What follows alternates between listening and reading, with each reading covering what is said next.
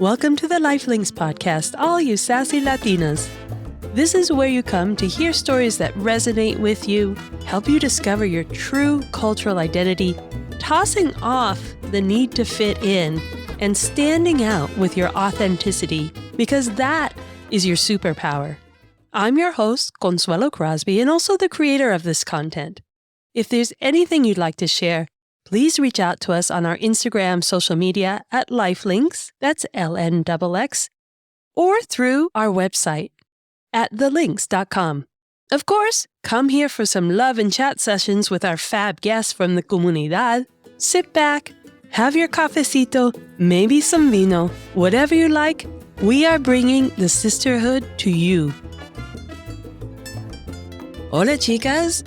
Welcome to the Lifelinks podcast as we start up April, capturing Easter, Earth Day, and my daughter's wedding in Tuscany. Oh, so much to look forward to, and even the small yet vital need for some sun and calm. I know I talk about it often in these last few episodes, but for anyone not here in the U.S., oh my Lord. The entire country is seeing some kind of weather pattern that is prehistoric for sure.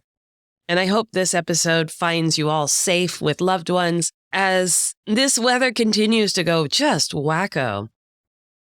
So today, just take a moment from any heavy thinking and lean into the world today as we engage with Flavia Cornejo, a Peruvian solo travel expert and founder of Latina Traveler, a company focused on showing women of color how to travel on their own, safely and with confidence.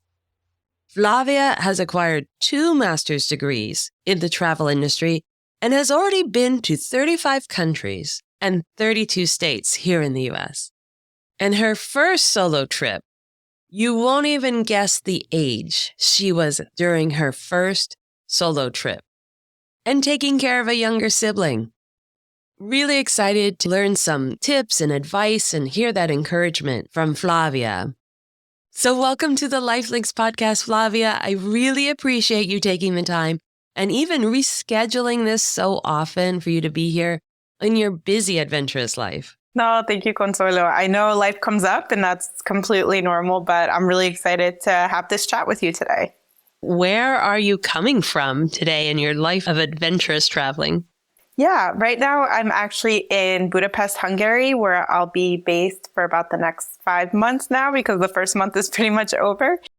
From here, I'll also be traveling a bit around Europe. I'll also be back in New York. And then maybe potentially I'm looking at Central America for a couple weeks while I'm in the U.S. And will these be places that you've already been to before or that might be new for you? So I'm going to a new city tomorrow here in Hungary, and I honestly don't even know how to say the name. I know it starts with an M. I've never been there before, so that'll be somewhere different, somewhere new. And the countries in Central America, I have not been to them yet before either, and they will be solo trips. So I'm pretty excited about that. I discovered you because of your social media, your Instagram profile, Latina Traveler, and I saw one of your reels.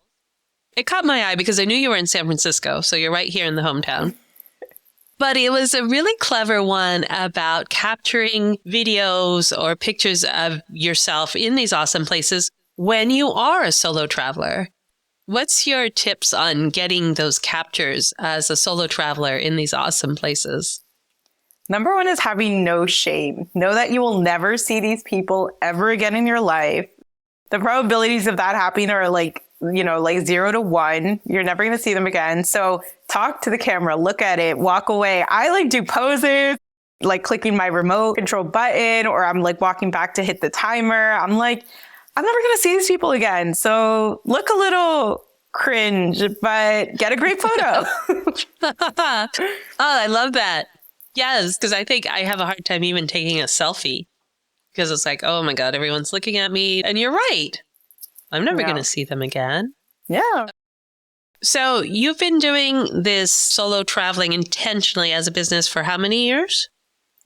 Really only the idea started during the pandemic. I decided I had already launched a blog before that. It didn't work out. I wasn't thrilled with the name. It just wasn't what I wanted.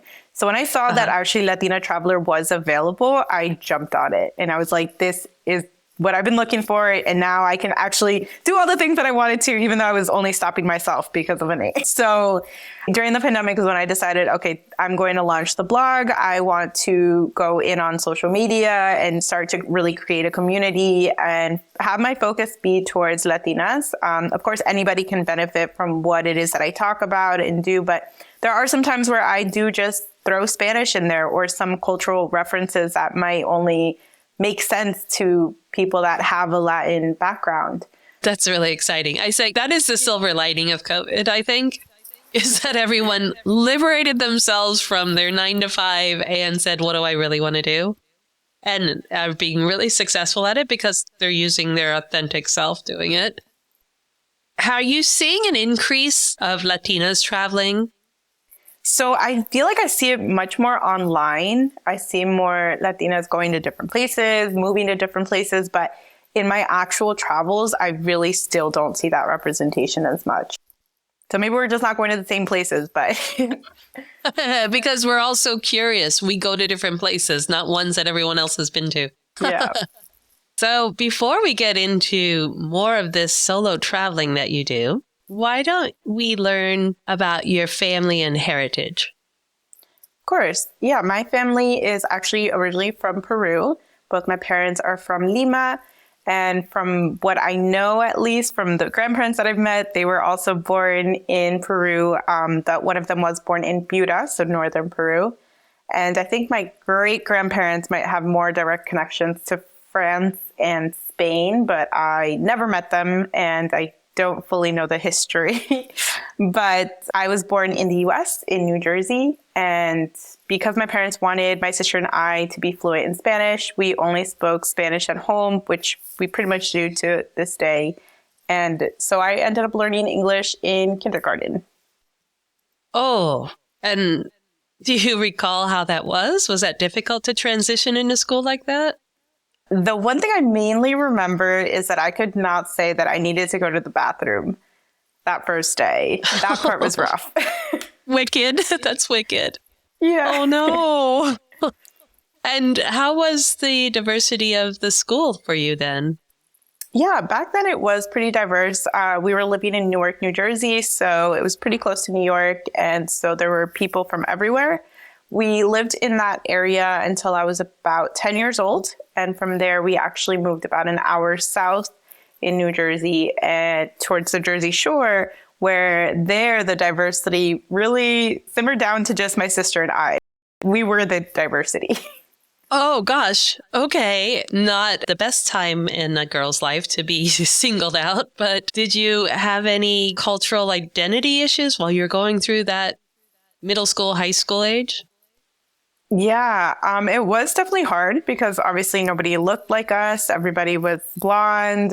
Most people had like blue eyes and everything. So it was just like a different world, really. It was kind of shocking. I guess like reverse culture shock in a way or something like even, or just culture shock within New Jersey, which is crazy to think. Honestly, the whole experience for me was pretty terrible. So once it was over, I was so glad. Oh, sorry to hear that. Yeah. It could be difficult, but it really gets exacerbated when you're singled out, when you're the only one. Oh. So how did you view being Peruvian here in the U.S.? I knew what it was like because I'd grown up going every year, but I knew that nobody knew where it was. People always thought I meant Puerto Rico or that it was a part of Mexico. Like nobody could pinpoint where Peru was on a map. That's so discouraging. But, yeah, so definitely. They didn't even know it was a country? Yeah, it was definitely like it just didn't exist. Oh, gosh. That's tricky. That had to be difficult for you. When did that shift, or did you just ignore it and say, okay, whatever, that's on you, not me? Yeah, I mean, pretty much that's kind of the attitude that I took with it because I realized that I wasn't really going to convince anyone of anything differently. So it felt pretty lonely growing up in that sense because I just had nobody to have that connection with. You mentioned traveling back and forth to Peru every year. So did your family travel a lot when you were younger? For my parents, it was really important for us to know and be close to our family, like our extended family, even though we weren't physically close to them. So they really made an effort for my sister and I to go and spend our summers in Peru. And growing up, it was impossible for my parents to obviously do that. So they would either have my sister and I fly there on our own, and then they would meet us and we'd all fly back together towards like the end of our stay. We went to the rainforest, Cusco, Machu Picchu, like a lot of different places around the country. Wow. Or we'd also do a lot of road trips around the U.S. because a lot of my family did immigrate to different parts of the U.S., like California, Colorado, Florida. And so we would road trip a lot, which was nice when we could. And it was definitely a unique experience. My parents at the time had a station wagon and they put the back down and put a mattress on top. And so my dad would drive and my sister, my mom and I would be in the back playing cards or sleeping, doing other things. So it was fun. I'm not a road trippy kind of girl. I think 3 hours is my max road trip. Our longest was actually from Jersey to Colorado, which was about 3 days. Oh, yeah, no. At that point, I would say I'm on the plane. Yeah, ciao. I'll see you in a couple days. You traveling back and forth to Peru with your sister, did that maybe develop this sense of solo traveling? Because that's what you're known for right now, is you're a Latina solo traveler. What do you think about that? Honestly, I guess I never thought about it too much. I really always thought of my solo travel starting when I was 15. I mean, it does make sense. There were times like I remember when my sister's a year younger than me. So she was 6 and I was 7. And we were going to Peru, I believe. That was the first time we went without our parents. And so we did the unaccompanied minor. We had the flight attendant and everything walk us through everything. And because I was the oldest, I had to be in charge of like our passports, of like filling out the document that you had to at that time that now you can do digitally. But at the time you had to fill out the paperwork with like the names, who you're traveling with, like what you're bringing and stuff like that for customs. So yeah, I guess I did feel that responsibility at a young age, and maybe it just made that transition later on in life to be a lot easier. At 7? Yeah. Okay, see, these are the things we have to sit in a moment, because at the time you're like, okay, I'll do this. But now you look back and you're going, 7? Yeah. That's so little. Yeah. So then what happened at 15 where you thought you were more the solo independent traveler? Oh, I didn't think that then either. It wasn't really until years later that I was like, I did that at 15. Oh, what happened at 15? Tell us. Yeah. So, of course, in Latin America, most people do quinceañeras. A lot of families tend to do that across the continent. And so my parents gave me the option of having a quinceañera or going on a 3-week trip around Europe, like it would be a group trip. So it would be with other teens. And I opted for the trip around Europe. So yeah, that was the first time I really went off completely somewhere new that I'd never been to before with people I didn't know that I met when I landed in Switzerland. Wow. Okay. You have this is in you. We got to figure out where this comes from. Like, there's got to be a lifelink who's so adventurous to just, no problem, go to a foreign country with nobody you know, and you're 15. That's amazing. The summer right before my senior year, I spent it in Buenos Aires. Aside from speaking Spanish with my parents, I didn't really speak Spanish much at all. So my parents sent me with some of their family friends to Buenos Aires, and I spent the summer there going to like Spanish university classes. And my parents' friends in Buenos Aires are actually Peruvian. So at their house, we also ate Peruvian food and everything. Yeah, world's favorite food, Peruvian food. Mm-hmm. From 2 unbiased people. Yeah, completely unbiased. You had a deep immersion throughout your life of the culture. So tell us that moment when you thought, I'm just going to do this for a living. I'm going to go for it. What was that like? So actually in 2013, I studied abroad in Paris. And so from there, I was able to go back to a lot of the places I'd been to 6 years prior. And that year was actually also the year I went to the first ever Women's Travel Fest in New York. And I learned about travel blogging because I was going to school in New York.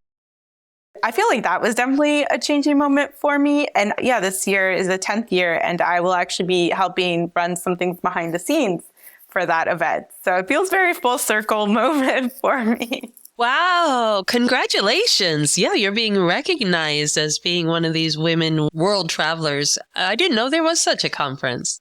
Yeah. This is the 10th year, which is awesome. I won't be speaking. I'm hoping in the future to speak, but at least helping run it is still feels like really awesome to be on that end of it. Do you know what kind of upswing there's been for women travelers over the course of those 10 years? Yeah, I think actually women travelers and women travel bloggers are really a big amount. Like when in 2013, I didn't think that was even a thing, but that percentage has actually really increased between then and now. A lot more women are willing to kind of take the reins of their own life and go out there and travel, especially travel solo, which I think is amazing. But the one thing I did notice that was a lot of these women travelers tended to be like American, but like, I guess more the stereotypical American when people think of Americans, Canadians, Europeans, and Australians. There was very much a lack of Black travelers, of Latina travelers, of Asian travelers doing the same things. And because I already knew I didn't see myself represented in those spaces as it was in school and education, I wanted to create a space that was what I would have loved to look up to when I was younger. Yes, I was just going to say, because you had a more traveling experience as a family, but that's not very typical. Yeah. Usually a lot of Latina families don't have the time, the opportunity, the resources to travel like that. So I could see where two things. Culturally, the mothers do not want their daughters traveling alone. Culturally, there's so many reasons they give you, right?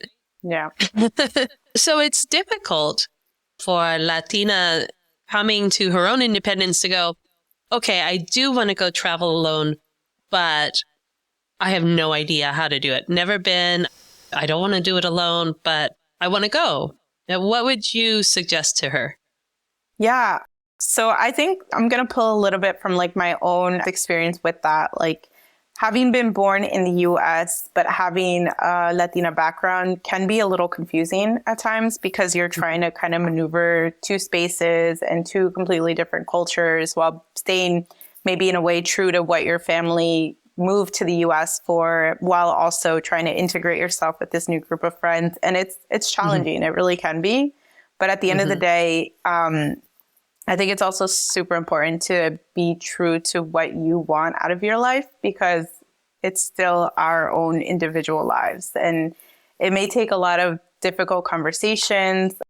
Even to this day, actually, whenever I'm in the US, I feel guilty about not staying with my parents. Like, and I just turned 31. But that's very much a cultural thing where I know if I were to move back and I didn't have to leave New Jersey or where my parents lived, that I would feel guilty about not living there.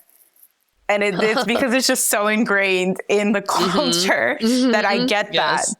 But at the same time, I've had to have multiple conversations with my parents to let them know that my life isn't in New Jersey. My life isn't just there. And it is hard to have those talks. I think a lot of internal prep goes into those talks before you have them.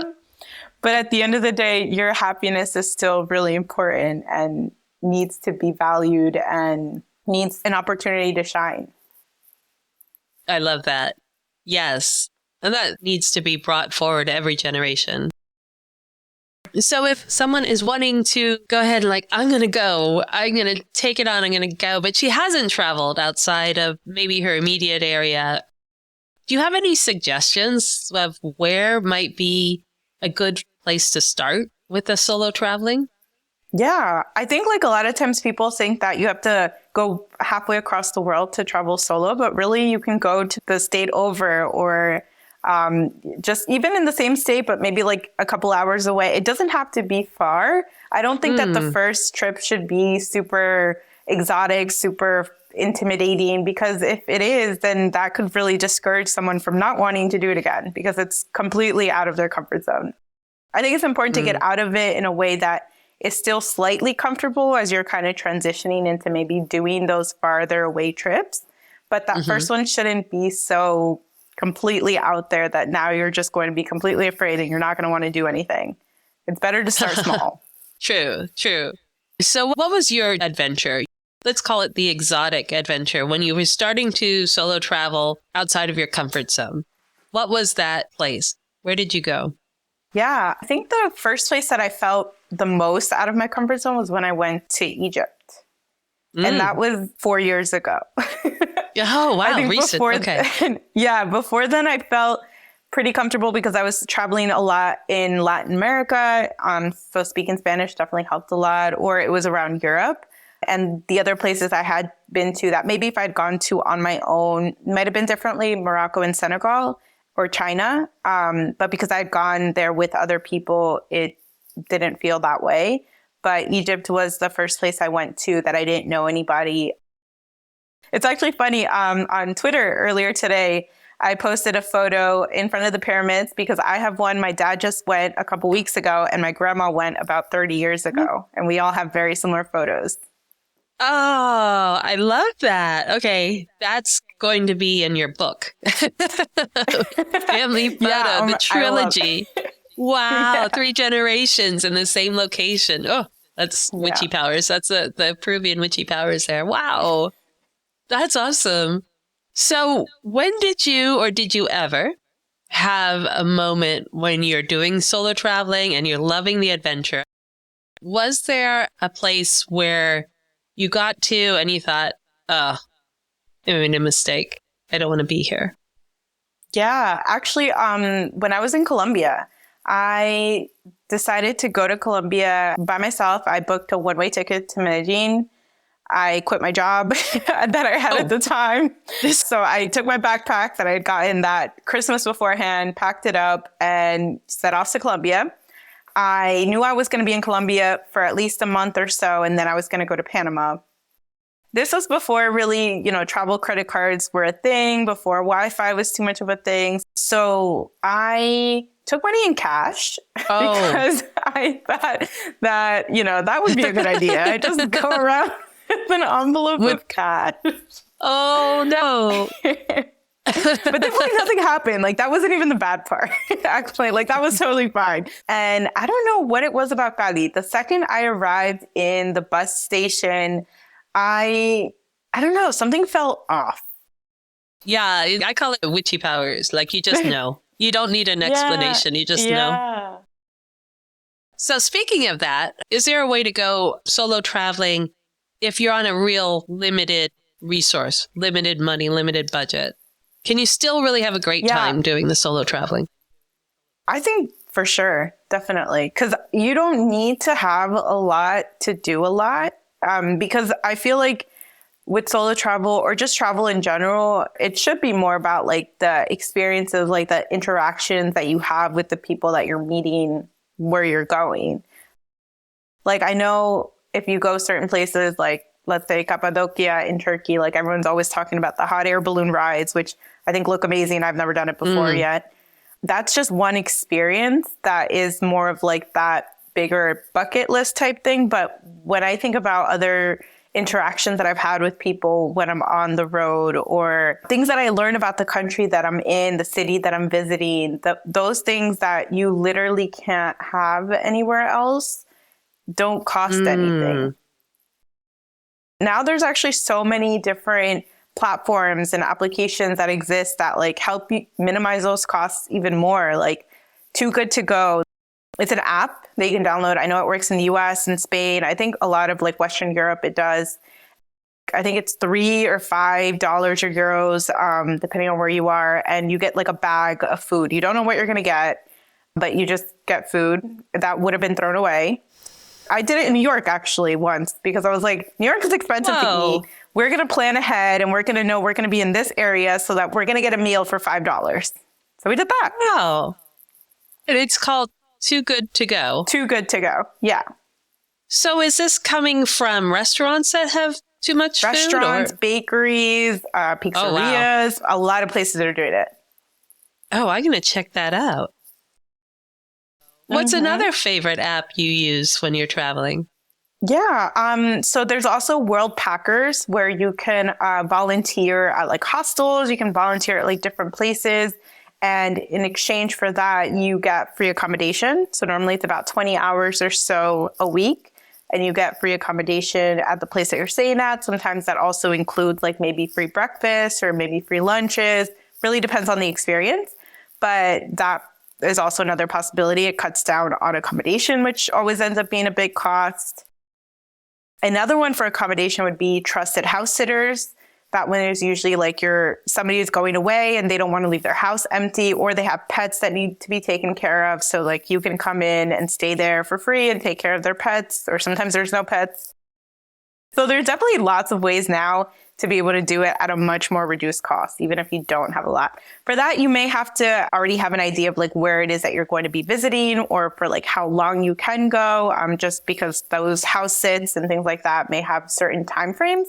But there's definitely possibilities on how to reduce costs when you travel. What would you share with the Latinas who are wanting to travel? What's the most exciting part about it? I think the most exciting part is that you really get to learn about yourself. You really, in those moments when you're by yourself traveling, where you have to make all of these decisions and do everything for yourself, you don't have to really depend or consider or anybody else's thoughts on your actions. So I know like a lot of times growing up, I felt this pressure like from my mom to like sit a certain way, dress a certain way, look a certain way, compose myself in a certain way. But during these moments, I didn't have to do any of that. I could literally be the person I wanted to be. And did you know who you were before you went on these solo travels? Because a lot of times we don't realize who our authentic self is because we have been growing up under this understanding of following cultural rules. Yeah, no, I definitely didn't. I've started to learn the more I've done trips on my own. Even like I said a little while ago, whenever I do go back home, it's like I turn into not a different person, but I definitely notice that those cultural norms like do come back up. It's not like they just fully go away the longer you've been away. No, mom is la reina forever until that last breath. Yeah. What were you most surprised by for yourself when a part of your personality came out that you didn't realize you had or that had been used before? Yeah, that's a good question, actually. I don't think I've sat down to think that too much. So I will be journaling this. In my family, and even up until this day, the majority of my family really feels like I'm shy. And that is the person that they see me as. Wait, what? Yes, yeah. No. What cultural norm are you returning to? Okay. Wow. Speak to this. Tell me more. Growing up, I just got this like major social anxiety of when it came to talking about things, like being too open or like honest about what I thought about things or how I felt. And when I traveled solo, like I didn't have to be that person that people thought I already was. Like I could just voice my opinions. I could just say what I want. And I think that's something that I love about social media in a way, because I'm able to show that side of myself that I feel is more me than the other side. Like I know I'm still an introvert. I like having my alone time, doing things on my own, and I recharge when I'm by myself, but I don't see myself as shy anymore. On a poll that I did on my Instagram a while back where I asked my followers to like describe me in 3 words, one of my cousins actually put shy. And I was like, that's so funny that you still see me that way. And everyone else was putting adventurous and outgoing and like all of these other things that were the complete opposite. Yeah. Oh my gosh. Yeah, no. Isn't that interesting? So solo traveling isn't just about liberating yourself from your known and your comfort zone and where you grew up. Solo traveling is liberating your true self. Yeah. You're able to come out without any cultural norms or any cultural rules making you hesitate and think twice. And I think that might be where shyness comes in, is you hesitate. It's like, should I say this? Am I allowed to say this? Will I get in trouble for saying this? For sure. Yeah. And I think it's like because it's your family, you're thinking, well, I'm going to have to see them again. I have to talk to them again. I think that was really it. Okay, we're having like a whole therapy breakdown now. Yes, bring it. Bring it out. Let's have it. Right? Yeah, I think that honestly, that probably is true. Because like I would be too worried about saying the wrong thing that I'm like, it's better to just not say anything at all. Okay, I did the same thing. How old was I? 43? I always wanted to go to Patagonia, and I knew I could not tell my mother because I was going with a friend of mine, but he was male. And there was no way, I was a single mom with 2 teenage daughters. There was no way I was going to let her know that I'm going to Patagonia, climbing glaciers with a guy friend. Wasn't going to happen. Yeah. So I didn't tell her, but she found out. Oh, how did she find out? Well, my daughters were intervening the calls, and talk about no Wi-Fi because of the winds and the satellites get blown around. So you don't really have strong Wi-Fi. So you don't have access, and cell phones were really weak. This is 2006, I think.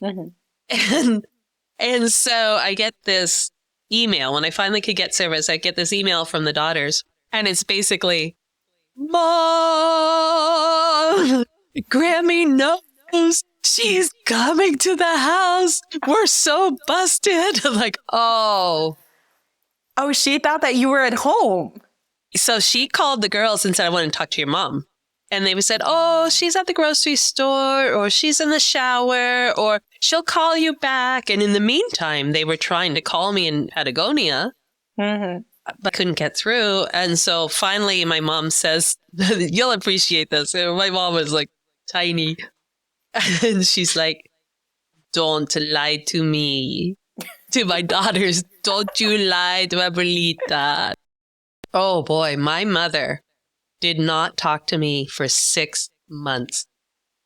If I had let that interrupt me from going to Patagonia, I may never have gone because the opportunity didn't present itself again. Exactly. Sometimes some things are just have to be done in the moment. So there are 197 countries in the world. Yeah. Does that sound right? I think it's about 197. Are you planning to go to all 197? 100%. That is definitely my goal. Yes, every country, every continent, and then every state, every U.S. state. Oh, wow. I'm at 32, so I'm almost there. I'm like more than halfway. So if you're going to go to all 197 countries and all of the states, what's going to be like the last country, the I planted my flag on the world country? No, actually, I haven't thought about that too much. I'm trying to really do it in a way where maybe it just makes the most sense. So I'm just trying to find ways of doing it for either cheaper or for free or to get paid to do it. So there's not one specifically that I necessarily think of as being the last. Is it difficult to get visas to enter countries? Have you come up against that, wanting to go to a country but not being able to get in?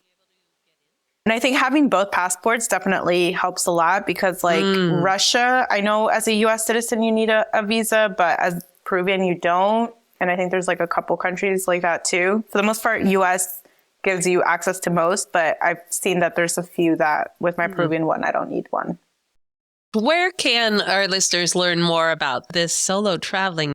Do you have a website, a blog?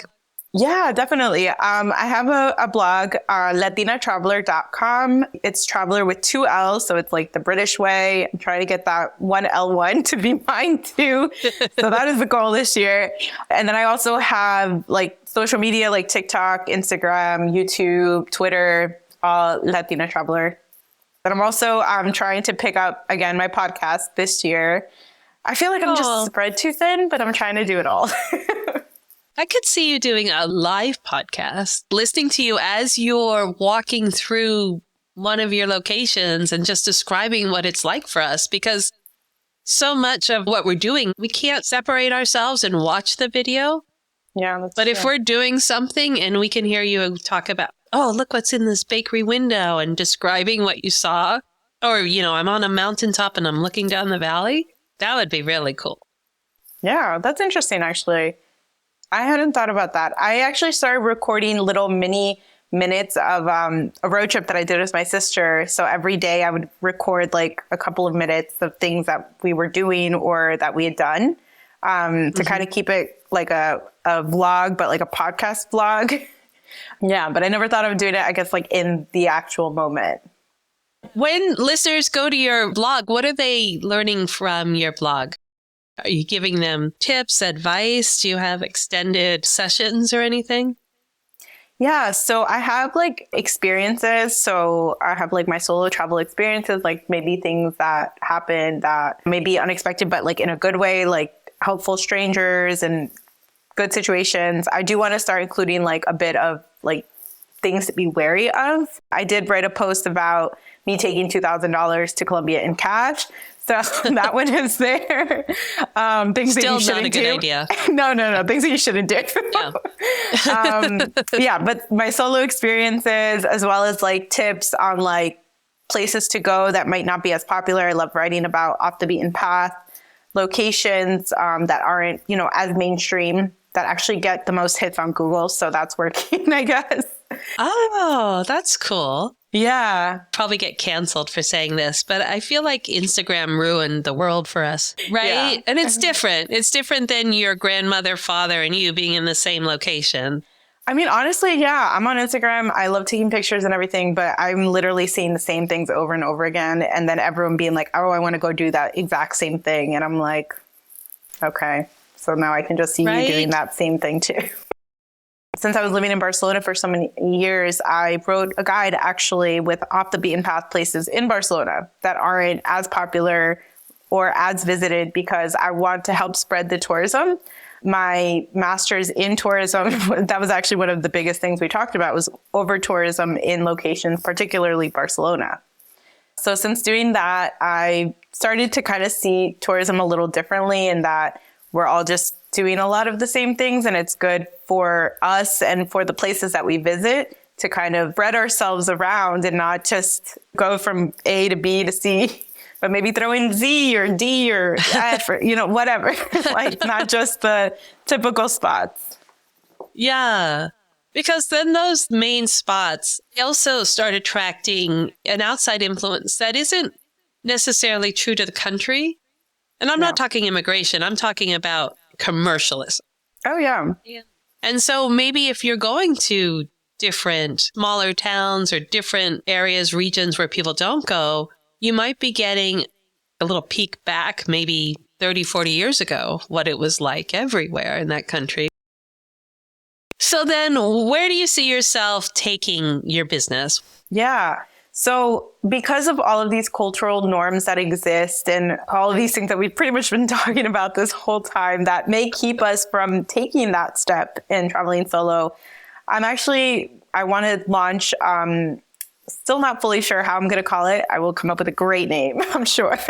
But I want to launch a service where I will be able to help these Latinas who may not have that support from family or from friends, but that do feel that calling to travel solo. And I will be that amiga, helping them through the planning stages, helping them through like the actual trip, as somebody who they can text if they need to, call if they need to. Because I've already been traveling so much and I have been meeting people over the years, like I've also started to create a network, and it'd be great to even put these Latinas in contact with these other travelers that I've met. Even if they don't meet up, at least you have their number, at least you have their name, at least, you know somebody there.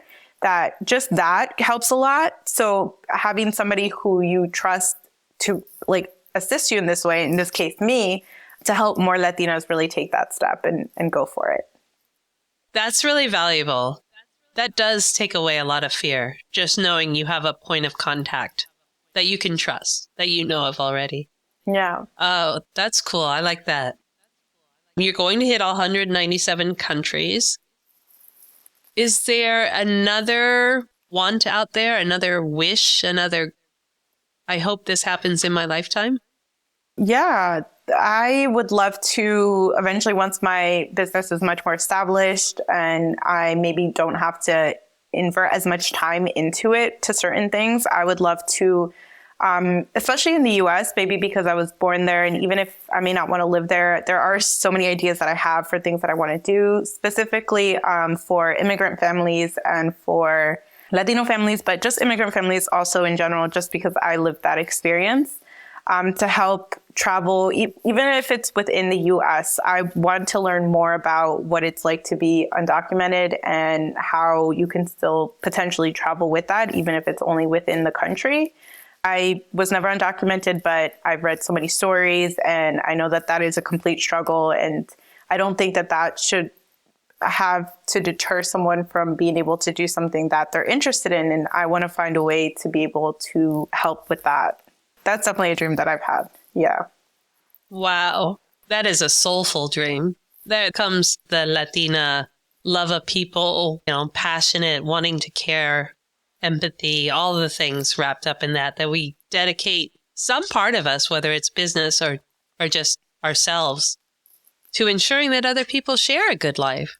Yeah. That they're taken care of. That's a beautiful story. Flavia, thank you so, so much for sharing your time with us and sharing this invaluable information that must be on your blog. And I love your social media. I think it's funny and fresh and very genuine. And you are a very courageous traveler. The visuals are amazing, but your personality comes screaming out of it. And I love it. Oh, thank you so much. That really means a lot. Because sometimes I feel like, people can like something, but you don't really get that feedback or anything. So that really means a lot. Oh, I have to get on there and comment then. But that's how I found you. I commented, "You're in San Francisco. I wish I knew I'd have you on the episode." So it worked. That's right? true. That's true, right? And now we're here.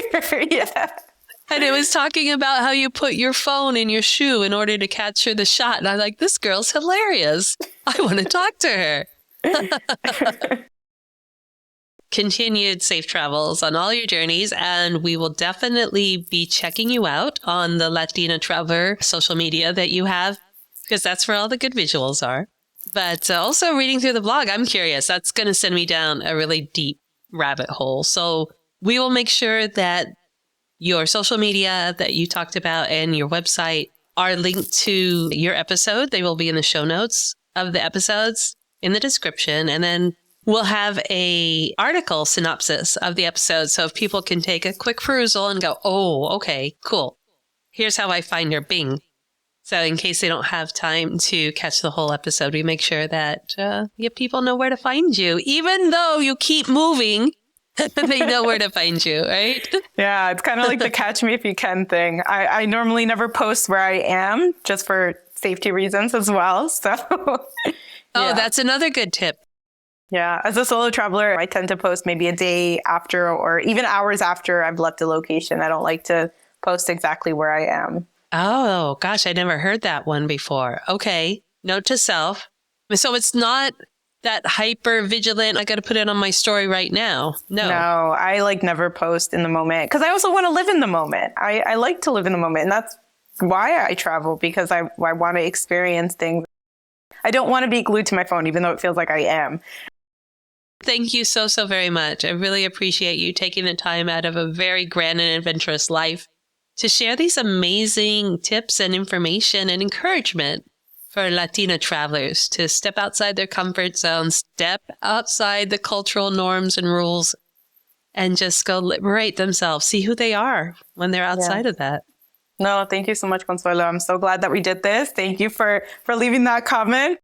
This is what I love social media about, because it leads to amazing moments like this. So thank you so much. Oh, great. You're welcome. Yes, from one Peruvian to the other, although I'm Arequipa. We love you. Thank you so much. Well, I hope you started packing your bags to jump on your first solo trip with Flavia Cornejo, founder of Latina Traveler, a travel-based company encouraging and guiding Latinas to get out in the world and live their true selves.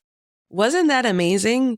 I think even Flavia had some aha moments. I tell you, that's why we do this podcast. To be in discussion that inspires something inside you to break free and live out loud, amigas. I would love to meet up with Flavia in one of these 197 countries, and just live life large in the moment. Be sure to subscribe to the Lifelinks podcast by pressing follow or subscribe on your favorite streaming platform so you don't miss out on Latinas in the know who want to share their insights with you. Remember to check out our website at thelinks.com, where we have the articles of our guests that highlight the episode and links to everything you heard here today. You can catch reels on our Instagram at Lifelinks that capture great moments in the episode that speak to the unique personality of our guests and the power they want to pass on to you. Join us next week for our Pod Club episode when we pull out the gems of Flavia's solo traveling ideas to really dive deep into the concept. Where's the first place you would venture off to? Would it still just be a few hours from home? Or would you just take that giant leap and just hang on for anything that might happen? Or would you try that $5 dinner bag from Too Good to Go? I think I'm going to try it over in San Francisco. I'm going to see what it's like. I'm excited to see what you have in mind. Share it with us on our Instagram. Look for those questions on our Instagram stories and step into your truth, ladies, as a solo traveler. Ciao. Really appreciate the time you take to rate and review the podcast. Get the backstory and what you've heard here today and reach out to us at thelinks.com. That's LNXX. Because it's about time, it's about us. Stay in the groove on our social media at Lifelinks and get ready to make your move, ladies. Viva!